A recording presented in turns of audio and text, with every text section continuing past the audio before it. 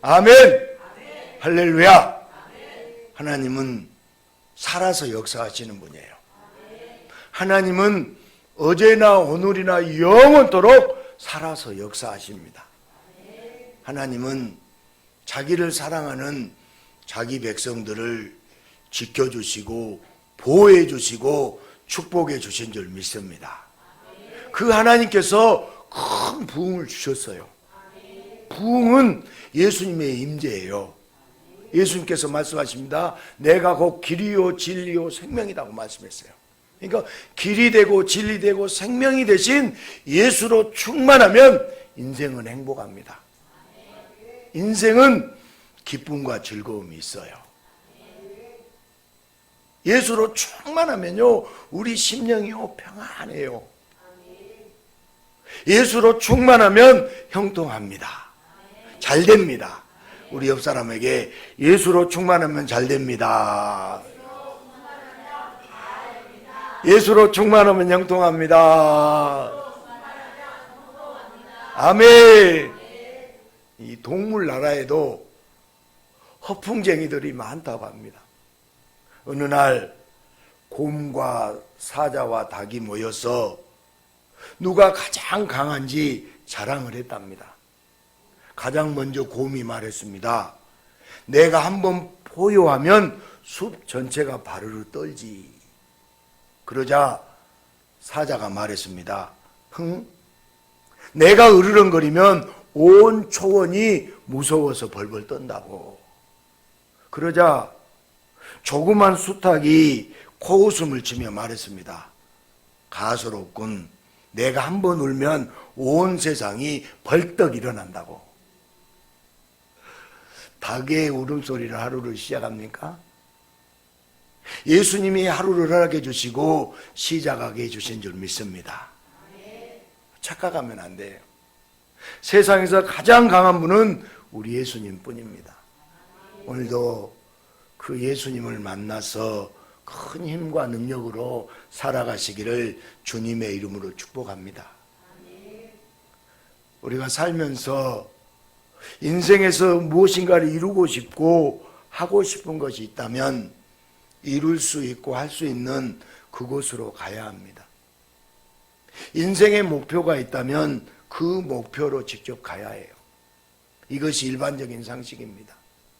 그런데 어떤 목표를 전혀 이룰 수 없을 것 같은 자가 그 목표를 이룰 때가 종종 있습니다. 세계적인 운동선수 중에는 강골의 체력이 아니라 어릴 적에 몸이 너무 허약해서 건강을 되찾기 위해서 운동을 했을 뿐인데 계속 운동하는 과정에서 세계 정상이 되는 경우도 있습니다. 텔리 올브라이트는 소아마비로 태어났어요. 뭐로 태어났다고요? 소아마비로 태어났습니다. 그래서 똑바로 걷지도 못하는 자신의 병을 고치려고 피겨를 시작했답니다. 그런데 소아마비 델리 올브라이트가 세계 타이틀과 북아메리카 타이틀, 미국 타이틀을 1953년 한 해에 모두 획득한 첫 번째 여자 선수가 되었다고요. 1956년에는 동계올림픽 대회에서 피겨 종목 금메달리스트로 세계 정상에 오르게 되었습니다. 도저히 피겨를 못할 사람이 세계의 최고 선수가 되었습니다. 우리가 잘 아는 축구선수 박지성이도 평발이라고 하잖아요. 평발은 오래 달릴 수가 없습니다. 이렇게 오래 달릴 수 없는 발을 갖고 태어나서 축구를 못할 사람인데 오히려 가장 잘 뛰고 많이 뛰는 세계적인 박지성 선수가 되었잖아요. 어떤 분야에 적합하지 않는 자가 오히려 그 분야에서 최고가 되는 경우가 적지 않습니다. 잘 아시다시피 발명왕 에디슨도 초등학교도 다니지 못할 만큼 멍청한 아이였답니다. 그런데 그 멍청한 아이가 세계 최고의 발명가로서 세상에 크게 이바졌잖아요. 세계 최고의 사람 중에는 전혀 그 분야와는 맞지 않은 사람들이 있습니다. 뛰어난 능력도 없었고 대단한 목적을 갖고 시작하지도 않았던 부족한 인생이었고 자격 없는 삶이었는데 세계 최고의 영광을 누렸습니다. 희한하게도 각 분야에서 성공하지 못할 자가 성공하는 경우가 더 많습니다. 그러나 세상 사람들은 자기가 원하는 분야에서 모든 것을 다 잘해야 최고가 될 수 있다고 생각합니다. 하지만 인생을 살다 보면 자기가 이루고자 하는 것과 다른 방향으로 멀리 돌아갔다가 오히려 자신이 원하는 것을 이루게 된 사람들이 많습니다. 자기 인생은 실패의 조건으로 가득 찼지만 오히려 그것을 극복하고 크게 성공한 사례가 일반적인 경우보다 더 많습니다. 사람들이 들려주는 말대로 인생은 이루어지지 않잖아요. 실패할 것 같은데 성공하는 것이 인생이고 성공한 것 같은데 실패하는 것이 인생이에요. 오늘 본문에 보면 엘리야는 돌로 제단을 수축하고 제단을 다 준비한 후에 하늘에서 불이 임하도록 간절히 기도해야 합니다. 그런데 제단 주변에 물을 가득 채울 수 있는 도랑을 만들었다고 했습니다. 제단에 불이 임할 때 불이 잘 붙게 하는 지푸라기를 제단 주변에 쌓아 놓았다면 이해가 되잖아요. 아니 마른 풀을 불쏘시개를 제단 주변에 갖다 놔야 불이 잘 붙잖아요. 아니, 그래요 안 그래요? 그런데 엘리야는 하늘에서 불을 내리는데 그 주변에 도랑을 만들고 뭘 부었어요? 물을 부었어요. 물을 가득 붓습니다. 지금 엘리야가 제정신인가요? 제정신이 아닌 것 같습니다. 지금 제단에 불이 붙어야 자기 목숨도 부지할 수 있고 여호와 하나님이 참 신이라는 것도 모든 백성들 앞에서 증명할 수 있잖아요. 그렇다면 번제 제단 주변에 불이 잘 붙는 것들을 가득 쌓아 올려야 되잖아요. 그런데 도랑을 파고 물을 부어 이거 안 되잖아요. 그런데도 엘리야는 제단 위에 나무를 올려놓고 그 위에 송아지를 올려놓은 후 도랑을 만들더니 그 제단에 물을 3번이나 가득 부어서 그 물이 제단의 송아지와 나무까지 흠뻑 젖게 만들고 주변까지 흘러내려서 도랑까지 가득 찼다고 하잖아요. 엘리야는 백성들에게 하늘에서 불을 내리고자 제안하고서는 일부러 제단에 물을 적십니다. 물이 가득함에도 불구하고 번제 제단에 불을 붙이겠다고 합니다. 바알 제사장들은 이 모습을 보고 기겁을 해요. 자기들은 하늘에서 작은 불이라도 내려오기를 원했는데 엘리야는 완전히 반대로 불이 내려야 하는 그 제단에 물을 쏟아부었습니다. 이제 하늘에서 불이 내려도 제단에는 불이 붙지 않고 물 때문에 불이 꺼져버릴 것 같습니다. 게다가 지금 이스라엘은 3년 반 동안 비가 내리지 않았잖아요. 가뭄이에요. 여러분 한 3년 반 동안 비가 내리지 않은 모든 것이 바싹바싹 말랐어요. 나라 전체가 금보다 물이 더 귀해요. 그런데도 엘리야는 불이 내려야 할 제단에 물을 가득 부어 적십니다. 이스라엘 백성들은 황당하고 바알의 제사장들은 기겁을 했습니다. 엘리야가 너무 오래 기다려서 미쳐버리기라도 한 걸까요? 정신이 돌았을까요? 갈멜산 위에서 산소 부족 때문에 물을 기름으로 착각이라도 한 걸까요? 가끔 하나님의 종들은 사람들을 당혹하게 만듭니다. 태초에 창조된 인간의 눈에는 하나님의 위대하심이 선명하고도 분명하게 보였어요. 높은 산을 보면 그 산보다 높으신 하나님께 경배를 돌렸습니다. 넓은 들판을 보면 그것보다 더 넓으신 하나님을 찬양했습니다. 그러나 인간은 점점 하나님보다 세상을 더 좋아했습니다. 창조주 하나님보다 산과 들이, 세상이 더 아름답게 보였습니다.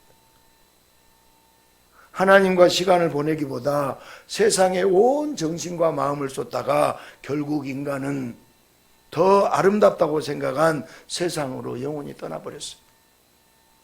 더 아름답게 보인 선악과를 따먹고 하나님을 영원히 떠난 거예요. 그렇게 타락한 인간은 더 이상 세상에 무엇을 보아도 그것보다 더 크신 하나님을 알지도 못하고 생각하지도 못하고 하나님의 사랑을 청량하지도 못했습니다. 피조물이라면 창조주께 마음을 드려야 하는데 타락한 인간은 세상을 경외하고 세상에 마음을 쏟습니다. 우리 가운데도 세상에 지금 마음을 쏟고 있으면 빨리 하나님께 시선을 돌리세요. 이제 인간은 자연을 두려워해요. 여러분, 자연은 원래 다스림의 대상이었잖아요. 그런데 그 자연을 인간이 두려워해요. 타락한 인간들에게 자연은 경배의 대상이 되었고 번제를 드려야 할 정도로 무서움의 대상이 되어버렸습니다. 자연의 이치와 섭리를 경외하고 따르려 하지만 그 자연 위에 계시는 하나님은 알지도 못하고 이해하지도 못합니다. 그래서 산에서 강에서 바다와 나무에 뭘 지내요? 고사를 지내요. 여러분, 바다에다요 고사를 지내고 큰 나무에다 고사를 지내고 번제를 드리는 자연의 종노릇하는 이것이 타락한 인간들의 비참한 모습이에요. 지금 엘리야는 불이 제일 싫어하잖아요. 근데 왜 제단에다가 물을 부었을까요? 엘리야의 행동은 정신 나간 짓이 아닙니다. 이스라엘 백성들에게 분명한 하나님의 메시지를 보내고 싶었기 때문이에요. 이스라엘 민족은 죄로 가득한 타락한 백성들로 하늘에서 불이 임하는 축복을 누릴 자들이 못 됩니다. 하늘에서 하나님의 불이 내리고 하늘에서 은혜의 비가 내리는 놀라운 축복을 받을 수 없는 죄가 너무나도 큰 못된 민족이 이스라엘 백성들이에요. 엘리야는 바로 이런 이유로 제단에 물을 부었습니다. 번제단에 물을 부으면 그 번제는 잘 타지 않습니다. 이스라엘 백성들의 지난 삶은 하나님 앞에서 날마다 죄악의 물을 부어서 죄악으로 가득한 삶이었습니다. 하나님의 거룩한 번제단에 불이 활활 타올라야 할 때 이스라엘의 죄악은 방해만 됩니다. 구약에서 물은 때때로 죄로 표현돼요. 물이 뭐로 표현된다고요? 죄로 표현돼요.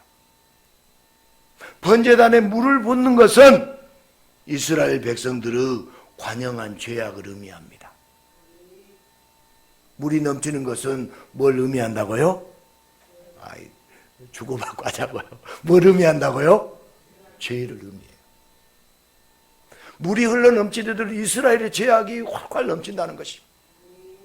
그러나 엘리야는 아무리 이스라엘 백성들의 죄악이 심하다고 할지라도 하나님의 구원 역사는 이스라엘의 타락과 상관없이 이 땅에 임한다는 사실을 모두에게 선포하고 싶었습니다.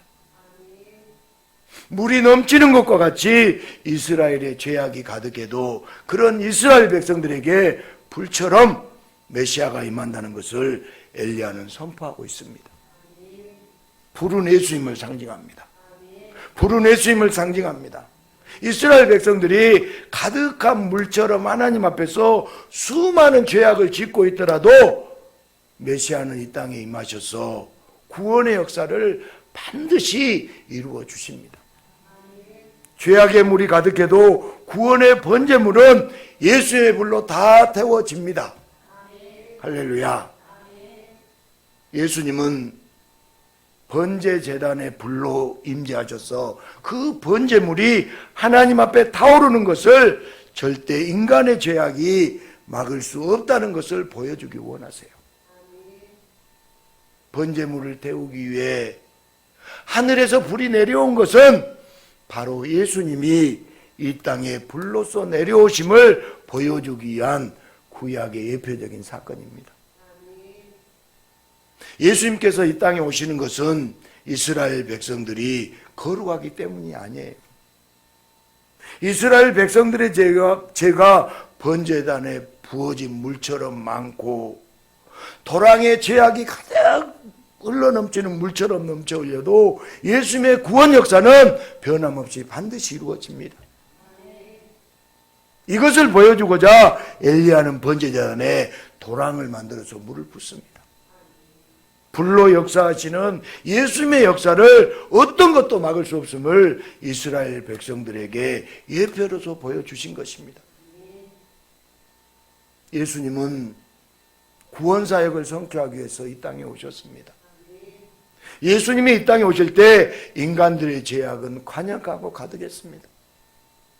마치 도랑에 물이 넘치는 것과 같이 죄악이 가득한 세상에 예수님은 오십니다. 그러나 예수님이 불러서 이 땅에 임재하시는 것을 아무도 막을 수 없습니다. 인간은 더럽고 죄악한 죄악도 구원의 역사를 막을 수 없어요. 그래서 여러분, 죄가 많을수록 은혜가 많아요. 여러분 깨끗하게 살려고 하지 마세요. 예수로 살아야 돼요. 예수님은 제단에서 제물을 불로 태워서 모든 구원을 이루십니다. 제단에 제물을 불로 태워서 모든 구원의 사역을 이루세요. 인간의 어떤 방해에도 어떤 추악한 죄악에도 예수님의 구원 사역을 홀로 성취하시고 홀로 완성하십니다. 예수님은 피조물이 아니라 그 본체가 하나님이기 때문에 예수님 자신의 구원사역은 인간의 죄악과 추악함으로 막을 수 있다 없다? 막을 수가 없습니다. 예수님의 구원사역은 인간이 배신하고 인간이 타락해도 바뀌거나 포기하지 않고 예수님의 구원사역은 절대로 멈추지 않습니다. 예수님은 인간처럼요 변덕스럽지 않아요. 예수님은 강력한 불로서 이 땅에 임재하시되 더럽고 추악한 곳에 죄악의 물이 가득 차고 넘쳐도 다 태울 수 있는 아주 강력한 불로서 이 땅에 내려오십니다. 오직 예수님만이 죄악의 물을 다 증발시키고 죄악의 물을 다 없앨 수 있는 유일한 구원자이십니다. 예수님은 불을 던지기 위해서 이 땅에 오셨어요. 여러분 누가복음 12장 49절 50절 같이 읽습니다. 내가 불을 땅에 던지러 왔노니 이 불이 이미 붙었으면 내가 무엇을 원하랴. 나는 세례가 있으니 그것이 이루어지기까지 나의 아멘. 나는 받을 세대가 있으니 그것이 이루어지기까지 나의 답답함이 어떠하겠느냐. 예수님은 하나님의 구원을 불로서 이 땅에 내려오셨어요. 뭘로 내려오셨다고요? 불로서 내려오셨습니다. 이 땅은 죄악의 물이 간영한 세상이에요. 여러분 세상을 둘러보세요. 얼마나 죄악이 심합니까? 그래서 예수님이 불을 던지러 오셨어요. 내가 불을 땅에 던지러 왔으니 그랬잖아요. 예수님은 그 불이 십자가에서 타오기를 간절히 원했습니다. 그 구원의 불로 십자가에서 태우기까지 답답함이 얼마나 큰지 예수님은 말씀하십니다. 예수님의 불은 십자가에서 번제물이 된 자신에게 던져서 태워요. 스스로 희생제물이 되시고 그 제물을 태우는 것이 예수님이 가장 원하던 바로 그 사역입니다. 예수님은 자기의 온 몸을 십자가에서 번제물로 태우십니다. 이 불은 고통의 불이고 고난의 불입니다. 인간의 모든 죄악을 대신 짊어지고 대신 벌을 받아야 하는 끔찍한 형벌의 불이에요. 자신의 모든 것을 십자가에서 다 태우는 예수님의 끔찍한 형벌은 어떤 인간도 따라하지 못합니다. 물이 넘치듯이 죄악이 넘치는 곳에서 예수님이 제물이 되어 강한 불로 태워야 합니다. 약한 불이 아닌 자신을 집어삼키는 큰 불로 스스로 죽음에 이릅니다. 예수님은 스스로 죽음에 이르러요. 그리고 예수님의 죽으심으로 모든 죄악의 물은 다 물러갑니다. 예수님의 끔찍한 죽음이, 십자가의 죽으심이 모든 죄악의 물이 다 태워지는 놀라운 구원의 사건이 되었습니다. 예수님께서 이 땅에 오셨을 때 타락한 인간들은 예수님의 구원 사역을 아무도 돕지 않았습니다. 오히려 방해하고 오히려 막으려고만 했습니다. 예수님의 구원 사역은 인간들의 죄악으로 여러 번 막힐 뻔했습니다. 바깥으로는 대제사장들과 백성들이 예수님의 자격에 대해서 자주 의심하고 조롱했습니다. 안으로는 예수님과 가장 가까운 제자 중 한 명, 누구요? 가룟 유다가 예수님을 배반하고 타락한 대제사장에게 넘어가 버렸어요. 우리 살다 보면 가장 가까운 사람이 배신할 때 있잖아요. 아니, 멀리 있는 사람 배신하면 괜찮은데 가장 믿었고 가까운 사람 배신해버리면 속 터져요.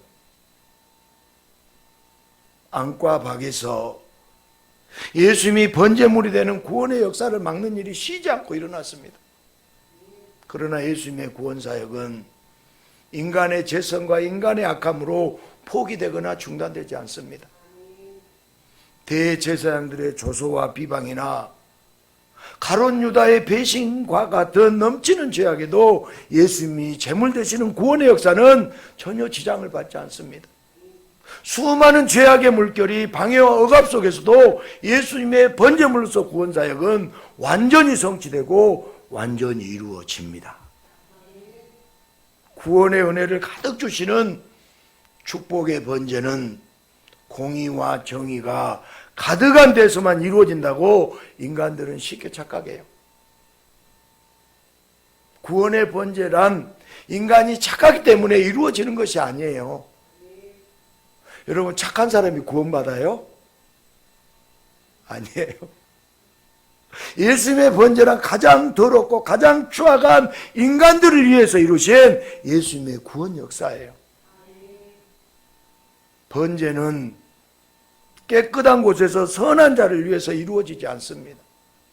번제는 가장 더럽고 가장 추악한 곳에서 가장 죄 많은 자들을 위해서 이루어진 줄 믿습니다. 즉, 번제는 죄가 많은 곳에서 예수님이 이루신 구원의 역사예요. 아무리 인간이 방해하고 인간이 막으려고 해도 예수님 자신이 드리는 번제, 예수님이 이루고자 하시는 구원의 역사는 막을 수가 없습니다. 인간이 전혀 도와주지 않고 인간이 동참하지 않고 오히려 모든 인류가 방해를 해도 절대 막을 수 없는 것이 바로 예수님이 번제물로서 자기 자신을 태우는 구원사역이에요. 예수님의 번제는 죄가 많을수록 더 잘 타요. 예수님의 번제는 죄악이 가득할수록 더 강력하게 타오릅니다. 죄가 많은 곳에 은혜가 많다고 하잖아요. 예수님의 번제는 아무리 많은 물이 있어도 불러서 다 태울 수 있어요. 지구상에 있는 모든 물로도 예수님이 번제물에 내리는 강력한 불을 막을 수 있다 없다? 막을 수 없습니다. 예수님은 죄보다 크기 때문입니다. 예수님의 불은 물보다 더 크고 더 강하기 때문인 줄 믿습니다. 자신을 번제로 태우는 예수님의 사랑은 어떤 죄악의 파도보다도 강하고 크십니다.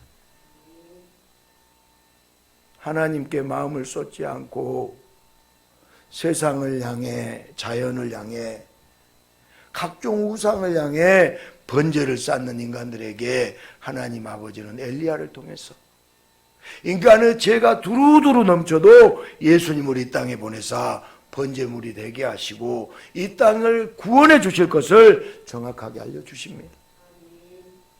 인간 스스로 죄를 없애야 구원자를 보내신 것이 아니라 오히려 인간의 죄가 가득 넘쳐났기 때문에 하나님 아버지는 예수님을 이 땅에 번제물로 보내십니다. 예수님을 불러 태워서 이 땅의 모든 죄악까지 다 태워서 없애주십니다. 하나님 아버지의 구원 계획은 인간의 사감이 막지 못합니다. 오히려 인간이 사악할수록 악할수록 놀라운 구원의 계획을 더 강렬하게 이루어 주세요. 인간의 죄악은 시간이 지날수록 스스로 줄어들지 않고 더 두루 넘쳐요. 그래서 여러분, 나이가 많으면 많을수록 죄악이 더 쌓여요. 그런 하나님 아버지는 인간이 가장 완악하고 가장 타락했을 때, 가장 더러웠을 때 예수님을 번제로 이 땅에 보내셔서 무수한 죄악으로부터 인간들을 구원해 주십니다. 우리들을 구원해 주십니다. 죽어가는 인간들을 위해서 이 땅에 넘쳐나는 죄악의 물을 막아주기 위해서 하나님 아버지께서 보내신 번제물을 태우기 위한 불, 모든 죄악의 물을 태우실 불, 그분이 누구라고요? 예수님이세요. 엘리야는 물에 흠뻑 젖은 번제단 앞에서 이스라엘 백성들을 향하여 마음껏 구원을 선포했습니다. 사랑하는 자녀의 앞날을 어둠과 실패로 예언한다면 큰 고통이고 슬픔입니다. 여러분, 자녀들에게 망할 놈, 너는 끝났다 이런 말 하지 마세요. 지금 말썽꾸러기고 개구장이고 우리 뜻대로 안 되더라도요, 주님이 역사하시면 놀랍게 역사하십니다. 놀랍게 성공합니다. 실패하고 좌절한 자녀에게 회복과 성공을 말하게 된다면 부모에게 가장 큰 기쁨이잖아요. 오늘 주님께서 여러분에게 말씀하십니다. 여러분의 자녀들 반드시 성공하고 잘 됩니다. 예수한테만 오게 하세요. 엘리야는 죄악이 넘쳐나는 이스라엘의 타락한 백성들에게 번제단과 도랑의 물을 다 태워서 없애주시. 이스라엘의 꿈과 희망을 제단 앞에서 보여주는 위대한 선지자가 되었어요. 죄악된 민족의 앞날을 비관하고 꾸짖는 것은 아무나 할 수 있어요. 여러분, 잘못하고 죄진 사람의 꾸짖는 것은 누구나 할 수 있어요. 그러나 엘리야는 달랐습니다. 바알의 제사장이 죽으면 그 바알을 믿던 백성도 함께 벌을 받아야 하지만 엘리야는 바알을 따르던 타락한 백성들에게 하나님께 돌아오도록, 회개하고 돌아오도록 하나님의 구원을 선포하는 하나님의 선지자가 되었습니다. 여러분, 회개가 뭐냐면 하나님께 돌아오는 것이에요. 여러분, 가장 큰 회개는요, 여러분, 도적질하고 사기치고 거짓말하고 그런 거에 여러분 회개가 아니라, 그것도 반성을 해야 되겠죠. 그건 반성이고요. 가장 큰 회개는 예수님께 돌아오는 것이, 하나님께 돌아오는 것이, 하나님께 돌아오도록 하나님의 구원을 선포하는 하나님의 선지자가 되었습니다. 암울한 시기에 꿈과 비전을 말하는 자가 민족의 지도자가 됩니다. 암울한 시기에 예수를 말하는 자가 여러분 민족의 지도자가 돼요. 번제단에서 죄악으로 넘쳐나는 물을 보면서 죄악으로 인해서 두려워하지 말고 구원을 이루시는 하나님을 보라고 할 때 엘리야는 한때 아합의 수배령에 도망다니기에 급급한 죄인이요 처량한 선지자에서 이제 민족의 번영을 위해서 없어서는 안 될 민족의 지도자가 되었고 민족의 아버지가 되었습니다. 많은 사람들은 생각하기를 부족함과 죄악이 있으면 영원히 망하고 버림받고 영원히 구원받을 수 없다고 절망적인 생각에 빠지게 됩니다. 그러나 그렇지 않습니다. 인간이 연약하고 인간이 부족하고 죄악이 넘칠 때 예수님이 이 땅에 번제물로 오셔서 인간을 위해서 죽으셨어요. 나를 위해서 죽으셨어요. 우리를 위해서 죽으셨어요. 불로서 넘쳐나는 모든 죄악을 다 태워 없애고 용서하시며 구원의 길을 활짝 열어놓았습니다. 인간이 죄악이 넘칠 때 예수님이 번제물로 자기 자신을 태워서 구원의 길이 되어주신 거예요. 그래서 누구든지 죄와 허물로 인하여 절망하고 좌절하게 되더라도 예수님께 나오기만 하면 모든 죄가 태워져서 구원에 이를 수 있습니다. 아무리 세상에서 흉악한 죄를 짓고서 영원히 세상과 격리되는 사형 판결을 받았을지라도 절망하지 않고 예수님을 믿으면 모든 죄인을 위해서 십자가에서 번제물로 기꺼이 자신을 태우신 예수님의 은혜로 인하여 구원을 얻고 영원한 천국에서 살 수 있습니다. 기독교는, 우리가 믿는 기독교는 자신의 의로움과 선함으로 구원에 이르는 종교가 아니에요.